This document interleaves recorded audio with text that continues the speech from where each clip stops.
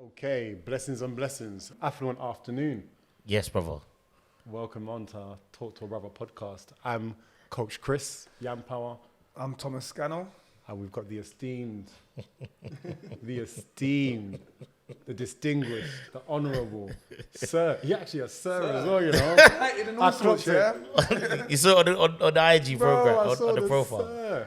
Yeah, well, after you played for the Queen of the Royal Family, the streets, it was the streets. It was the streets. The streets are like, no, we have to address you as Sir Milktray now. Can't really name drop bigger than that though. Either. No. And we've had some guests as well. We had the mayor on as well. But the Queen trumps it more. Yeah. Okay. Yeah. Maybe not Charlene. Depending on Charlene. Charlene's sitting right there, bro. I don't want no trouble with her. I don't want no trouble with her.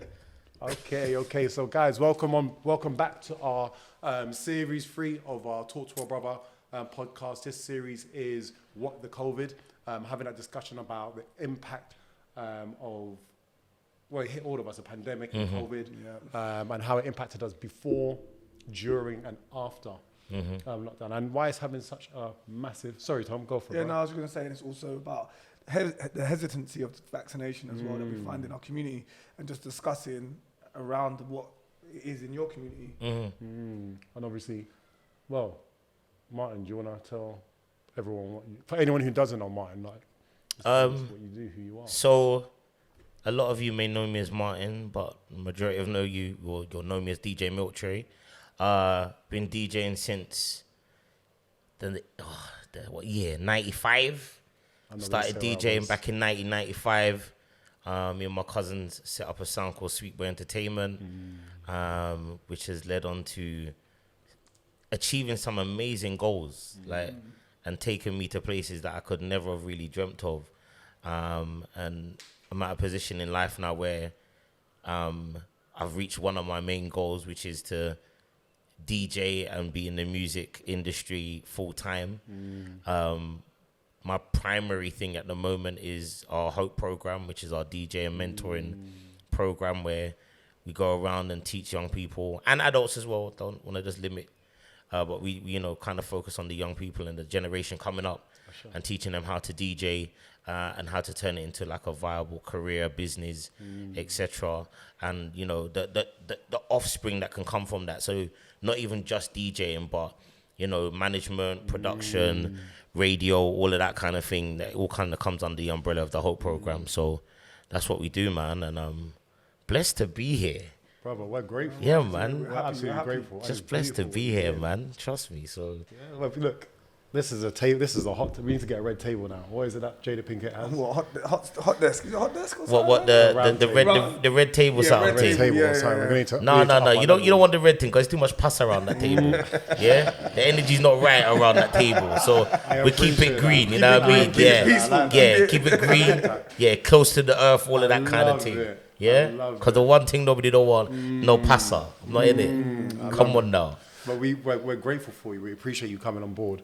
And yeah, let's get straight into it. So the big question that we're kind of going to ask everyone, Martin, is: have you been vaccinated? No. And the reason for myself, and again, let me just emphasize the word myself. I just wasn't comfortable. I just wasn't comfortable with it. I was in a position where I didn't feel like I needed it. Obviously, we didn't know what the outcomes were going to be, but with regards to, even as a DJ, people were saying to me, so what about traveling? And, for me, I've been blessed in the last few years to be able to travel and to DJ internationally, whether it be for weddings or events, etc. But I felt like that was something I was willing to potentially sacrifice, if, by not taking the vaccine. So sorry to cut into the reality for you, the vaccine, you were willing to give up something in order not to take it because you didn't feel that safe around the vaccine. Yeah, I was just it was questionable. And I think we were all quite questionable. Like, I was thinking, well, how this thing just comes up, and then you know, we've got to take it. And I feel like, you know, especially within our community, we feel, and I can speak maybe on behalf of not everybody, but I feel like our community feel like when it comes to things like medicine, etc., we're primarily, if you look at history, a lot of these things, you know, we're kind of like the guinea pigs for it. So again, that just didn't sit right with me. So I was quite comfortable in the fact of not taking it. I mean, I've got family members, you know, that have, etc. You know, and my parents, like, I get it, you know, for them, for that generation and all of that, I kind of get it. But I was just not really gonna put myself in that position until I had more information. And I'm kind of a factual kind of person. I'm very, I'm open about my religion as well, and you know, being Christian and all of that kind of stuff. But I feel at the same time, I needed more information. That was it for me. If I had more information, then maybe my outlook would have been a bit different. But under the circumstances, I was kind of happy to just take a step back, analyze, and then kind of see what it was. Yeah, I think that's a massive thing that what the government, local authorities got wrong was you've asked us to do something without giving us the appropriate information for me to do it. So I know people that got COVID never died. I know more people that got COVID that didn't die than did die. So why do I need to take this? I don't take the flu vaccine, so why do I need to take this mysterious thing that doesn't seem to kill anybody? So, and the misinformation they'd put out there again and again and again, and now all of a sudden you're going to inject me. That doesn't make no sense to me. Well, saying that about misinformation, how long did it take for that misinformation to be clarified that it is misinformation at the time? Remember, bro, we weren't, it's still, well, look, Pfizer just came out a couple of weeks back saying that, you know, it wasn't tested. And we've got, what's his name, Hancock on this celebrity, not that I watch it, but I saw a little clip where he's actually admitting about his own human errors of going out whilst he's stopping people from going to funerals and things like that. Look at Joe Rogan. Joe Rogan come out and said that he took a medicine that no one agreed with at the time. That medicine is now been declared as an official medicine to treat COVID-19. It's like, so when I'm looking as an ordinary human being and someone's telling me to do something but they don't want to clarify anything, it's like mystery, innit? Like, let me look through the cloud. I want you to take this. Smoke screen. Yeah, smoke screen. Yeah. Smoke and mirrors. You're trying to play me off here, but it ain't going to be me you're playing off like today. Okay. So, how do you feel it affected your industry as a whole? What, COVID itself? COVID, the vaccination coming out like... I mean, the COVID shut down, I mean, everything. And I don't know if you've had anybody on here who's kind of been in the music industry, but I feel like it was one of the industries, or entertainment, was hit really, really hard. I went from having, that year, I had like 27 weddings. So the majority of my work is now kind of moved from clubs to, you know, private functions, weddings, etc., corporate events. I had 27 functions, and probably, I think genuinely that year was about 20 plus of those were weddings. So they all went. Everything disappeared. You know, you're at home, you're a DJ, and at that time furloughed. I wasn't even furloughed, because at the time I was still working part-time at Carphone Warehouse. Oh, serious? So I had been at Carphone since the year 1999. Whoa. I'd spent just shy of 21 years at Carphone. Got made redundant the March, so literally like a week before we went into lockdown. And my whole thing in life was to get my DJ career to a point where it outweighed my income from Carphone. So I'd actually got to that point now where DJing was bringing in way more money than I would have been earning at Carphone. Shut down. And then that's when everything shut down. But you know, I think for me, it was just God preparing me for the next stage. So I was able to build a home studio, which has been amazing. I started doing what I called Milktray Sunday service, which was like an online service that I started right at the beginning of the lockdown. doing it every Sunday. We was pulling in 400 or 500 people each week. It's beautiful. Is that on your own platform? You know? Yeah, so I started it out on Instagram as an Instagram live, and then started to reinvest in it, started to learn about OBS and streaming and putting in graphics and all of that, and then putting in videos. So it became like a full production. And that was really like the blessing. So for me, a lot of things came out of that. The Hope program came out of that. Our own radio station. We have our own station now called Reach LDN Radio. We just celebrated a year of broadcasting. Congratulations. Yeah, so for me, COVID was a really trying time, but it was probably the most blessed season I've encountered thus far. Yeah. Was that mainly because you were ready to evolve and adapt and change? Like you said, you was already on the path of, I need to change. Yeah. And now another obstacle was put there, and you was still willing to adapt. You know, if you're caught in a hard place and you're not willing to adapt, it's going to break you. The thing is, what I found in the lockdown and COVID was, it was either sink or swim. Yeah. Like for a DJ, it was all right. Everybody, I remember loads of DJs jumping onto IG Live, and you know, we're all trying to still stay relevant. Clubhouse. Yeah, doing Clubhouse and things like that. So what could keep us relevant, keep us engaged with our audience, and also still allow us to, you know, grow and stretch our brands? And I was able to do that in that time. And for me, it's now just, it was kind of like getting me ready for the things that are happening now. So again, for me, I'm very much, let's go and get it.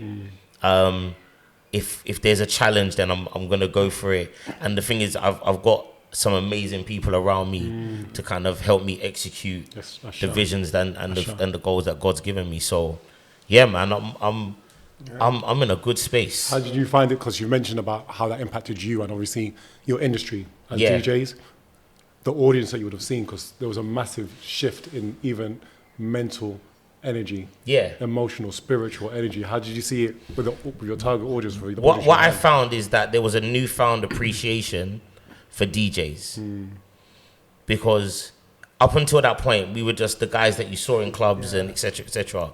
But I know single-handedly that people still come up to me and many other DJs and say, do you know what? Like, you got me through lockdown. Like, I get stopped probably 2-3 times in a week by different people who say, your Sunday service single-handedly got me through lockdown. Like, there were times when I thought I was going to go mad or this, that, and the other, or like the money wasn't there or whatever, and I'd come to your Sunday service and see it, watch it and hear the word and be like, do you know what, I can get through, I can do this. Beautiful. So yeah, for me, that was the win. You know what, it's crazy, I've never thought of a DJ like what you said until you just said it, and how important they are. So they go to a nightclub, they play a song, they say a couple things, I keep it moving. But now you're changing my mood in my house, because depending on how I want to feel is how you control me. That's right. And now I'm putting a face to the individual rather than the man in behind the cloud. That's right, yeah. The DJ booth. They put the mask on. No one don't care about the identity. Now it's like, oh my God, DJ Milktray can change my mood. If I'm not feeling good, I know that I can go to him. He's like my counselor for the day. Well, and that's that. I learned that from doing radio. So I remember one morning years ago on my breakfast show on Top, I had a listener say, she messaged me and said, today I almost lost my job, but I didn't. And the reason why I didn't lose my job is because I was listening to your breakfast show in the morning. It got me into the right frame of mind. Now, she said the day before, she had a massive fallout with her manager. She then, so the next morning now, she's going to work. There's a massive traffic jam. She could have been in a funk. She could have been in a bad mood or whatever. But the vibes were so good on the radio. When she came into the office, her energy was so different. And instead of coming in with the attitude and the, you know what, whatever, she came in and she was on a bit of a vibe. The manager then came up to her. She thought the manager was going to come and say, all right, you know what? Boom, you're out. Yeah. But she said because of the vibe she came in on, the energy was good. When the manager came up to her, she was like, blah, blah, blah. Do you know what? don't worry about today because I was stuck in the same traffic. That's beautiful. And then that's when I realized like the power and the influence that we have. You know what I mean? So it's important. It's sound vibrations. Yeah. Everything's on frequency. Yeah, definitely. We operate on that kind of energy. 110%. And people, we read energy more than we read any form of blue tick. Yeah, of course, man. Accreditation or external. So talking about how we control the information that we send out by our tone of voice, the music we're playing and stuff like that. If you was in charge of running the COVID scheme or the vaccination, what would you have done differently than what was done in the first place? If we believe that it's an honest thing that they're putting out there. So if you don't believe it's honest, then we don't want it. But if you believe there was an honest attempt to help the human race, how could we have managed it better?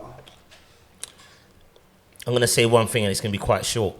I would have wanted the truth, so that's what I would have done.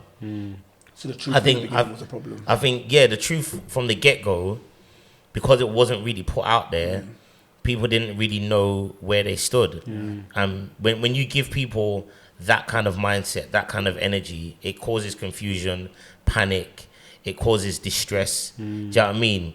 And it doesn't leave people in a position where they can make, sensible, calculated decisions. Conscious decisions, yeah. So you know what I mean? I think if you give people the honest truth, then, and remember, everybody, the thing is, what we do in the day and age that we live in, everybody has an opinion. Yeah.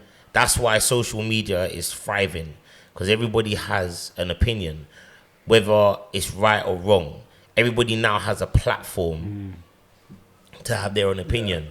And I think that's where we're at right now. I think people are sometimes giving their opinion, and it's just their opinion, but it's not based on information or whatever.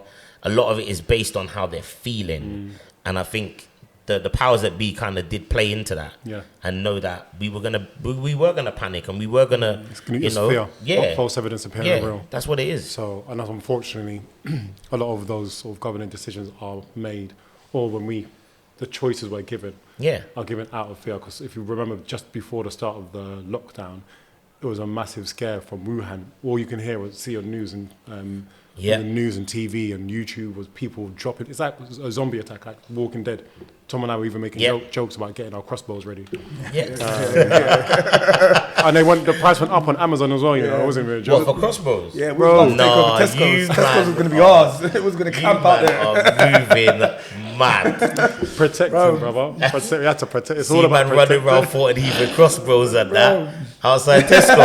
Matty. I'm not going in Fort Heath. It's too dangerous over there. Elmer's End, See man outside Mixed Blessings trying to get out like a order bread and 2 pieces of bun with crossbows. Charlene would have been there as well. She was part of the pack. She was a leader, warrior queen right there. But that is the problem then with our leadership in that time of need and that time of crisis was terrible. And when we were looking for, because I said social media is key, but I think leadership always shines through. Good leadership, no matter what happens on social media, somebody will always look and say, that's good leadership. But when your leader is raving, when your leaders are sleeping with, cheating on their missus inside the parliament, our leaders that we looked up to were failing us everywhere. So any information they give us was falling short of anything factual, because I don't care what comes out of your mouth. You cheated on your missus yesterday and we have video evidence of you. Now you're going to tell me to get a vaccination. It's morals, values, principles. But brother, which government has a leadership which is trustworthy? I think that's why leadership starts at home and leadership starts in our community circles. Agreed. And I don't look for government for leadership. I look for my community, and then slowly it builds up to government, because they take my money at the end of the day. And what is a community? You're saying you're from you have a church community. Yeah. What is a community? Is it not a case of each one of you having at home where you're teaching your children? Yeah. Where you're teaching not only just teaching and showing your children what you're doing yourself. Yeah, I think I come from, and I think before community, it's family. First, so for me, I come from a really traditional, what I know as a traditional Caribbean family. Both my parents are from Jamaica. My two separate families, so my mum's family and my dad's family lived one road apart. from each other. So when I was growing up, I was raised by my mom's family and my dad's family at exactly the same time. So I'm the definition of that whole kind of it takes a village. So for me, family is important. I got twin boys. They're 12. They're my entire universe. Blessings. But at the same time, what I realize now is that, you know, family can be extended, and you know, for me, it's not just the people that are blood family. You know, in the position that I am in now, like with regards to the Hope program, I've got some kids that are, you know, I've got some young people that come from broken homes, etc. They haven't got a father figure, etc. So I understand now that in quote unquote the community, the position that I play in and the role that I play in it, and I'm fully here for it. Purpose. Yeah. And to me, like now, I mean, I've DJ'd all over the place. Like even the other day, I was blessed enough to be Axel Blake's DJ. So Axel is a comedian who won Britain's Got Talent. He had a sold out show at the Hammersmith Apollo on Thursday, and I was the DJ for that, and it was an amazing feeling. It was something that I've always wanted to do. I've gone to, you know, like you've gone to concerts there, etc., and I love that. But when I see one of my young people doing a mix, or I see them out doing some work, like for me, there's nothing like that. And you're coaching. I see you coaching the youth as well. Yeah, man. Yeah. We do a free workshop in Croydon every Tuesday evening. Beautiful. We grew from like 1 session to 3. Some of our young people have DJ'd at Crystal Palace Football Ground. Nice. We've taken them to Ministry of Sound. Nice. They spent the whole day there. That's a dream. 2 of our girls actually DJ'd last weekend for WizKid's son's birthday. Oh, real talk. Yeah. That's like, big, you know. Shout out WizKid, shout out to me. Yeah, man. So big up to the girls. So for me, it's I understand community and all of that, and it's very, very important. So like even what we're doing here, it's important, and like we have to understand as men the position that we play. Exactly. And I feel like the role of a man has changed. Like in my household, I'm the one that's at home a bit more now because I'm in that position where I've got that flexibility. Where, you know what I mean, Mrs. Milk, she works, you know, 9 to 5 kind of thing. So I do the school run and Mrs. Milk, I like that, by the way. Yeah. You dropped that in, innit? Yeah. I got that too, bro. No, it's all branding. So the twins are the mini milks. Is it almond or? Yeah. We only deal with almond. I'm just saying it, all right. Yeah, we deal with almond in my house. And then you got mummy and daddy Milktray. Like it's all branded. Like, I love it. So when my mum and dad go shopping in like on a Friday, they get stopped on the road. It's mummy and daddy Milktray. Like it's proper branded. I love it. It's all family. But yeah, man. But what you're saying is right. It's paramount, and setting up what we're doing, like you say right now, is giving a framework, and a infrastructure for the youth now. Yeah. A lot of the blessings that you've had, because I resonate with that, and a lot of our experiences with our parents are different. Yeah. I grew up in a 2 Nigerian parents household, and it's a blessing that we've been able to have that family orientated experience. Yeah. And I think the reason why we've had that is to allow us to show these children and take these children who don't have that upbringing, who don't have that family orientated environment, who don't have that mum and dad to sort of go to and hear the balance of masculine and feminine energy and the balance of love and logic and the balance, you know? I think what you both said there is very touching, especially because I do think, like Milktray said, what a male is changing over the time. Yeah, bro. And we need to understand that what my man isn't your man. Yeah. Your man. And you're allowed to make that definition yourself. So in my coaching, when I'm coaching guys, it's not about you being me or a reflection of me. It's you about finding yourself. And understanding what your household needs. And as well as that, understanding that what you've been through in life, like you said about the children and us offering them options, we all have to go through it. To find ourselves, you have to go through the hardship. And without that hardship, we'll all be the same. And luckily enough, we're all different. Come on now. We're in a culture now, I do feel, and the last thing I'll say to wrap up is, we're in a culture with an illusion of comfort. Everybody wants the remote control, that ease, that element of you know, that safety net. Yeah. And it doesn't exist.